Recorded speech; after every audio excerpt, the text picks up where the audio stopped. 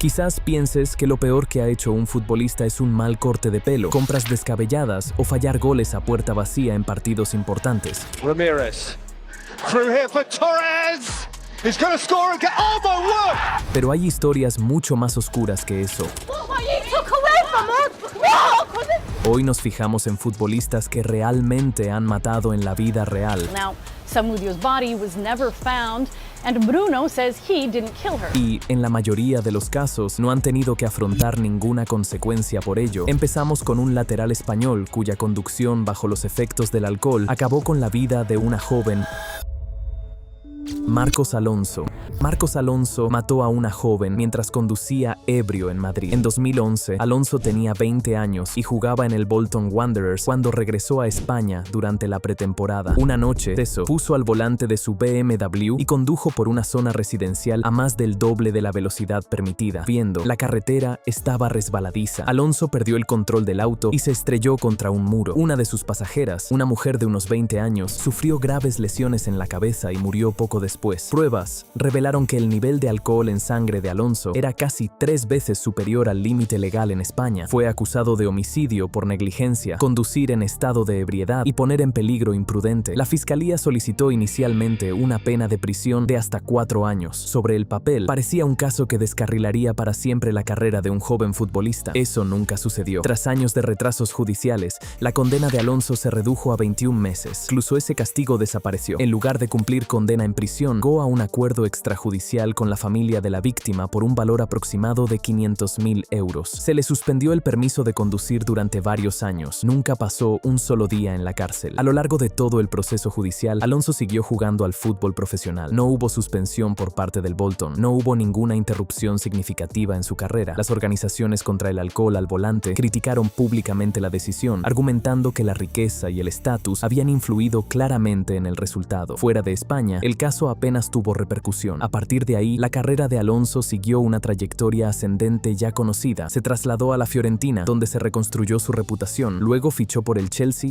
en uno de los laterales más productivos de Europa. Ganó la Premier League, levantó el trofeo de la Liga de Campeones y fue convocado por la selección española. Regresó a la Liga con el Barcelona. Para cuando Alonso estaba ganando grandes títulos, el accidente se había convertido en una nota al pie. Ni siquiera su página de Wikipedia lo mencionaba apenas. Y eso es lo que hace que este caso sea tan inquietante. A continuación, tenemos a un portero brasileño cuyo delito fue tan horrible, secuestro, tortura, que nunca se recuperó por completo.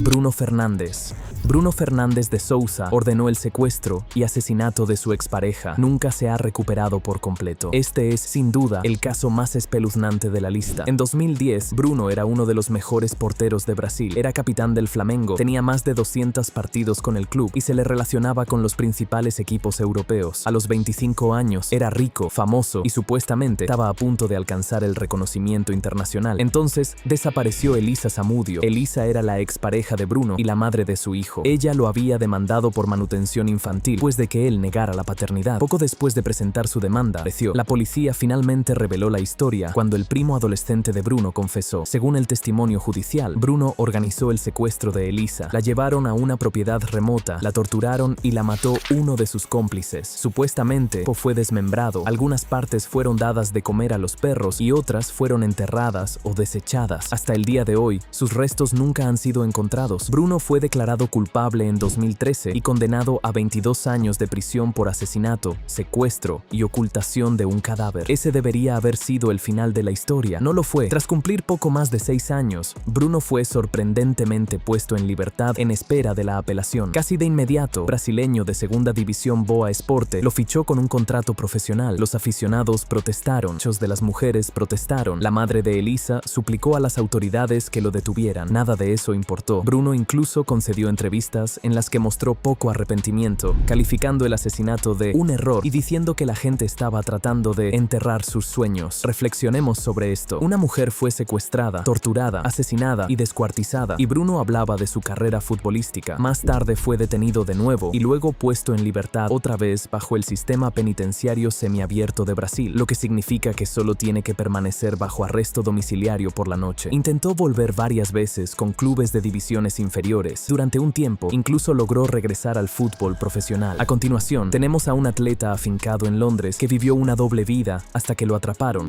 Gavin Grant, condenado por asesinato tras llevar una doble vida que casi nadie en el mundo del fútbol se esperaba. En el campo, Grant parecía un joven prometedor normal que intentaba triunfar. Creció en los alrededores de la urbanización Stonebridge Park en Brent, no muy lejos del estadio de Wembley, una zona conocida en aquella época por la intensa actividad de las pandillas y los delitos violentos. A pesar de esos antecedentes, el fútbol le ofreció una salida. Los entrenadores lo describían como buen comportamiento. Compañeros de equipo veían a un chico divertido y tranquilo, entrenaba duro y mantenía la cabeza baja. Lo que no veían era todo lo que sucedía fuera del campo. Grant estaba profundamente involucrado en la vida de las pandillas mientras intentaba forjarse una carrera profesional. Incluso siguió jugando mientras era investigado por delitos graves. En un momento dado, mientras estaba fichado por el Millwall, fue arrestado bajo sospecha de conspiración, cometer asesinato. Negó los cargos y, posteriormente, un jurado lo absolvió por falta de pruebas. El fútbol siguió adelante por el Bradford City, a pesar de estar bajo sospecha activa. Entonces, la verdad salió a la luz. En 2010, Grant fue condenado por el asesinato de Leon Labastide, de 21 años, en un tiroteo en represalia que había tenido lugar en 2004. Grant solo tenía 20 años. El caso solo avanzó después de que un informante de la policía testificara contra varios miembros de la pandilla a cambio de una reducción de la pena. Esta vez había pruebas suficientes. Grant recibió una condena a cadena perpetua con un periodo mínimo de 25 años. Así, sin más, su carrera futbolística terminó para siempre. Lo que hace que la historia de Grant sea inquietante es lo cerca que estuvo de escapar por completo de las consecuencias. Entrenaba, jugaba partidos, firmaba contratos y vivía la vida de un deportista profesional tras también estaba involucrado en actos graves de violencia organizada. Hoy, Grant permanece en prisión, cumpliendo su condena, y aún le quedan muchos años para salir en libertad. A continuación, tenemos a un delantero inglés. Acción imprudente mató a un hombre, lo llevó a la cárcel. De alguna manera, no puso fin a su carrera futbolística.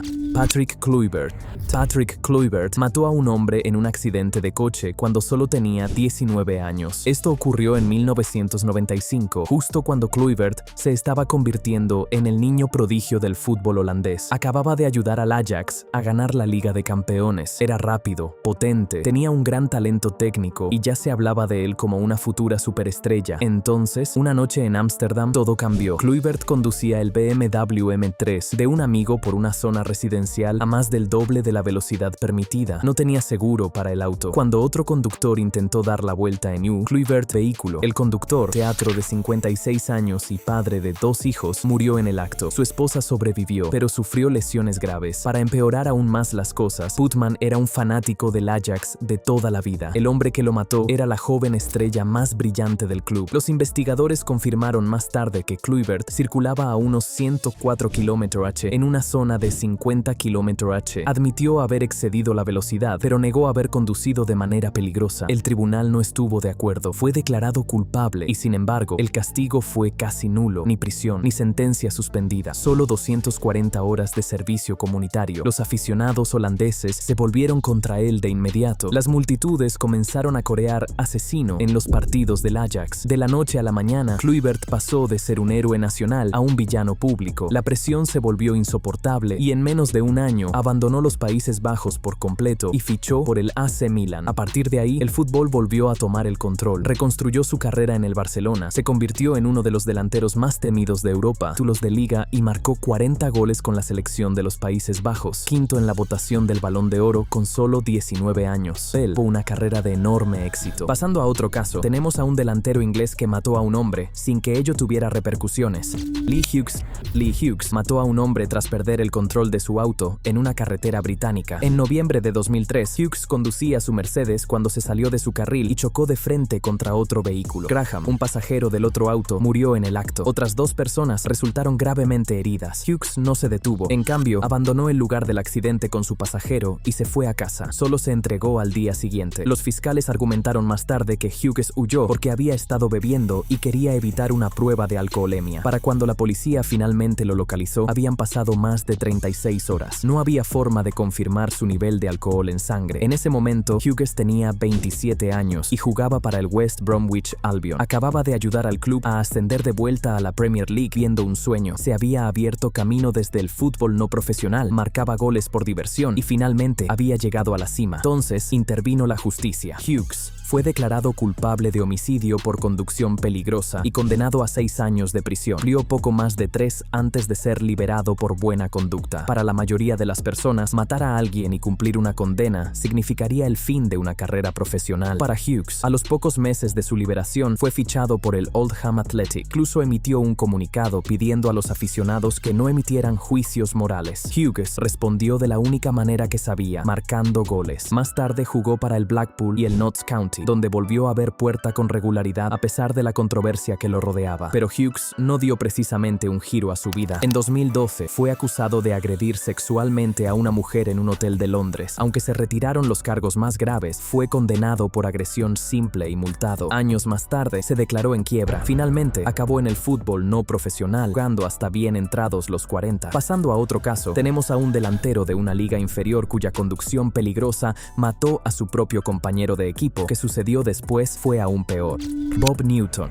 Bob Newton mató a su propio compañero de equipo en un accidente de coche. Condena en prisión. De una manera, logró repetir el mismo comportamiento años más tarde. En la década de 1970, Newton jugaba en el Hartlepool cuando provocó un grave accidente de tráfico que causó la muerte de David Wiggett, de 21 años, uno de sus compañeros de equipo, totalmente evitable. La conducción peligrosa de Newton dejó a un joven futbolista muerto y conmocionó al club. Fue condenado a solo 9 meses de prisión. Ese debería haber sido el momento en que todo cambiara. Tras su liberación, Newton intentó reconstruir su vida y su carrera. Se mudó a Norteamérica y jugó para los Jacksonville T-Men, disfrutando de un breve nuevo comienzo lejos de Inglaterra. Por un tiempo, pareció que tal vez había aprendido algo de lo que había sucedido. No fue así. A mediados de la década de 1980, vio a meterse en problemas. Le suspendieron la licencia de conducir por 5 años tras ser condenado por conducción imprudente. Incluso después de eso, increíblemente, más tarde encontró trabajo como conductor de camiones tras retirarse del fútbol. Luego llegó 2007. La policía detuvo a Newton y descubrió que tenía un nivel de alcohol en sangre casi el doble del límite legal, de un hombre que ya había matado a alguien al volante, ya había estado en prisión, ya había sido inhabilitado para conducir y décadas más tarde seguía siendo sorprendido conduciendo ebrio. A diferencia de algunos jugadores de esta lista que cometieron un error catastrófico, Newton mostró un patrón claro. En cada etapa tuvo la oportunidad de cambiar de rumbo. En cada etapa fracasó. Y eso puede ser lo que hace que su historia sea la más frustrante hasta ahora. A continuación, tenemos a un internacional yugoslavo cuya brutal entrada en el campo mató a su oponente,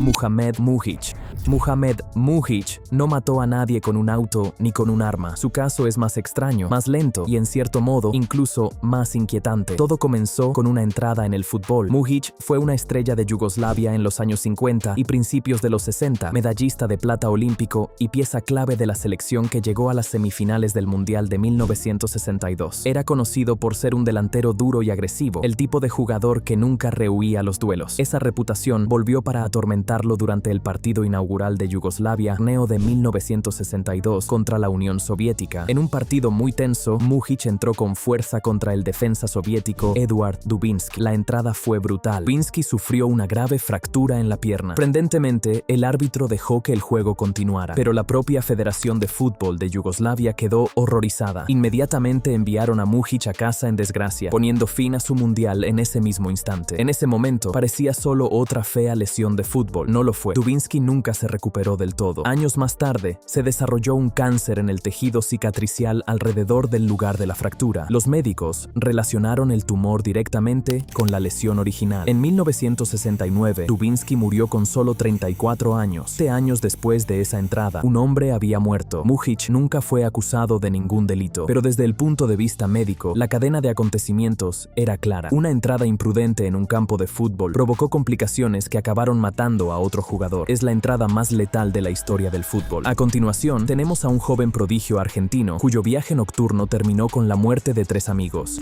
Diego Buonanotte. En diciembre de 2009, Buonanotte conducía el Peugeot de su padre a altas horas de la noche después de salir. Tenía solo 21 años y ya se hablaba de él como uno de los jóvenes talentos más prometedores de Argentina, un prodigio de River Plate que había ganado el oro olímpico y compartido vestuario con Lionel Messi. Su carrera avanzaba a toda velocidad. Entonces, en una autopista a las afueras de Buenos Aires, dio el control del vehículo. El auto se salió de la carretera y se estrelló contra un árbol. Buonanotte quedó inconsciente, pero sobrevivió. 3 amigos que viajaban con él murieron en el impacto. En segundos, dieron 3 vidas. Los investigadores se centraron en la velocidad, acción imprudente. Los fiscales locales presionaron para que se presentaran cargos por homicidio involuntario, argumentando que las acciones de Buonanotte causaron directamente las muertes. Pero nunca pasó nada. No hubo juicio, no hubo condena, no hubo pena de prisión. En cambio, Buonanotte se recuperó físicamente y volvió a los campos de fútbol en menos de 5 meses. Reflexionemos sobre esto. 3 personas murieron y medio año después, él ya estaba jugando al fútbol profesional de nuevo. Hubo breves llamamientos a que se rindieran cuentas, pero se desvanecieron rápidamente, pues siguieron fichándolo. Los aficionados siguieron adelante. El fútbol hizo lo que siempre hace cuando hay talento de por medio. Miró para otro lado. Buonanotte siguió construyendo una carrera respetable. Jugó en España con el Málaga y el Granada, pasó por Grecia y México y más tarde continuó en Chile. Sobre el papel, parece una trayectoria normal para un talentoso extremo sudamericano que se labra una larga carrera profesional. Los aficionados rivales le gritaban regularmente "asesino" desde las gradas, pero nunca se hizo justicia a las víctimas. A continuación, tenemos a un portero cuyo accidente por conducir ebrio mató a 2 niños y aún así no puso fin a su carrera.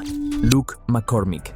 En junio de 2008, McCormick regresaba a casa tras la boda de un compañero de equipo. Estaba cansado, tenía seguro y había bebido mucho. A pesar de todo eso, decidió ponerse al volante de su Range Rover y conducir por la M6. Nunca llegó a casa. McCormick chocó contra otro vehículo en el que viajaban Philip Peake y sus 2 hijos, Aaron y Ben, de solo 8 y 10 años. El impacto fue devastador. Ambos niños murieron en el acto. Vio, pero sufrió lesiones graves. Los testigos dijeron más tarde que McCormick estaba en estado de shock, disculpándose repetidamente al borde de la carretera y diciéndole a la gente que se había quedado dormido. Las pruebas velaron que el nivel de alcohol en sangre de McCormick casi el doble del límite legal. En ese momento solo tenía 24 años, pero ya era un profesional consolidado. Había pasado por las categorías inferiores del Plymouth Argyle, debutó a los 17 años y llegó a jugar más de 150 partidos con el club. El Plymouth acababa de terminar cómodamente en la Championship. Su carrera era estable, su futuro parecía seguro, pero todo eso se esfumó. McCormick se declaró culpable de homicidio por conducción temeraria y fue condenado a 7 años de prisión. Ni siquiera eso se cumplió. Cumplió menos de 4 antes de ser puesto en libertad. Y aquí es donde la cosa se pone incómoda. Tras salir de prisión, McCormick volvió directamente al fútbol. Jugó en una liga no profesional con el Truro City. Luego, el Oxford United lo fichó. Y poco después de eso, el Plymouth Argyle le dio la bienvenida de nuevo. Terminó jugando más partidos con el Plymouth después de matar a 2 niños que los que había jugado antes del accidente. Hubo reacciones negativas, por supuesto. Algunos aficionados estaban furiosos, otros argumentaban que había pagado su deuda. El fútbol eligió el pragmatismo por encima de los principios. McCormick finalmente se retiró a finales de los 30 tras haber reconstruido una carrera que la mayoría de la gente habría dado por terminada para siempre. A continuación, tenemos a un expiloto militar convertido en futbolista, Philip Fletcher Fullard. Philip Fletcher Fullard mató a personas en la guerra y, a diferencia de la mayoría de los nombres de esta lista, fue aclamado por ello. Fullard nació en 1897 y mostró un gran potencial deportivo en su adolescencia. Según se dice, era lo suficientemente bueno como para jugar en el Norwich City. Aún estaba en la escuela, lo que da una idea de su talento con el balón en los pies. Pero el fútbol se vio interrumpido por algo mucho más grande. Cuando estalló la Primera Guerra Mundial en 1914, Fullard se unió a la Real Fuerza Aérea con solo 18 años. Lo que siguió fue extraordinario y sombrío. Fullard se convirtió en piloto de combate y uno excepcionalmente eficaz. En solo 5 meses derribó 40 aviones alemanes, matando a los hombres que iban dentro. Terminó la guerra con el 6º mayor número de derribos confirmados entre los pilotos británicos. Según se dice, en una ocasión, él y un compañero piloto derribaron 7 aviones enemigos antes del desayuno. Por ello, fue condecorado 2 veces con la Cruz Militar por su valentía. Su vínculo con el fútbol volvió de una manera extraña. Durante la guerra, su servicio se vio interrumpido temporalmente, no por el fuego enemigo, sino por un partido de fútbol. Mientras jugaba en un partido entre unidades militares, sufrió una grave fractura abierta, lo que lo dejó fuera de combate por un tiempo. Finalmente, regresó al servicio y volvió a combatir durante la Segunda Guerra Mundial antes de retirarse de la RAF en 1946. Vivió hasta los 86 años y murió en la tranquilidad, recordado como un héroe de guerra condecorado que alguna vez tuvo un futuro en el fútbol. A continuación, tenemos a un ex capitán de la Copa del Mundo que pasó de representar a su país drones de fusilamiento nazis,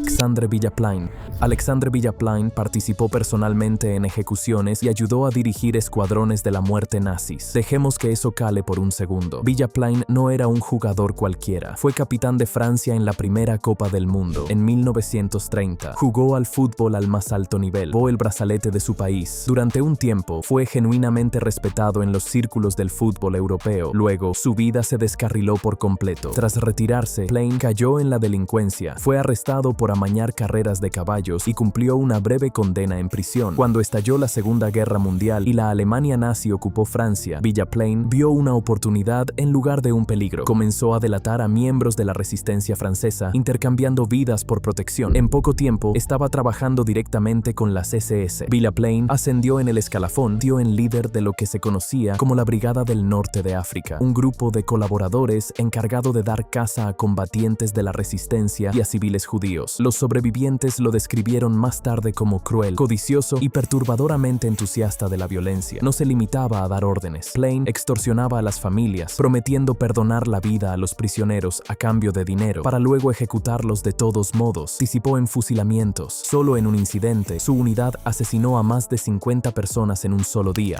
tratando las ejecuciones como un asunto rutinario. No se trataba de un accidente ni de una conducción imprudente, era una brutalidad calculada. Cuando París fue liberada en 1944, Plane fue arrestado. Las pruebas se acumularon rápidamente, condenado por su participación directa en múltiples asesinatos y crímenes de guerra. 3 días después de cumplir 40 años, fue ejecutado por un pelotón de fusilamiento. ¿Tú crees que estos futbolistas merecían una segunda oportunidad? Cuéntanos tu opinión en la sección de comentarios y antes de irte, no te olvides de darle me gusta a este video y suscribirte a Goal Rivals para no perderte los próximos.